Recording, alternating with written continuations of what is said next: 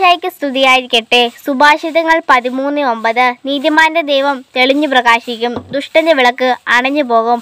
അതിനൊരു കാരണമുണ്ട്. നീതി ദൈവത്തിൽ പ്രത്യാശ വെച്ചിരിക്കുന്നു എന്നുള്ളതാണ്.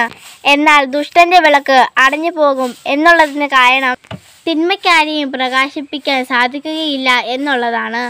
ദൈവം ഒരുവന്റെ മാർഗം ശരിയായി തെളിക്കുകയും അവന്റെ ലക്ഷ്യത്തിലേക്ക് നയിക്കുകയും അവരെ ജ്വലിപ്പിക്കുകയും ചെയ്യുന്നു.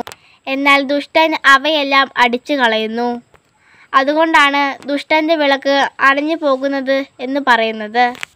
സുഭാഷിതങ്ങൾ 13:9. നീതിമാന്റെ ദൈവം തെളിഞ്ഞു പ്രകാശിക്കും, ദുഷ്ടന്റെ വിളക്ക് അണഞ്ഞു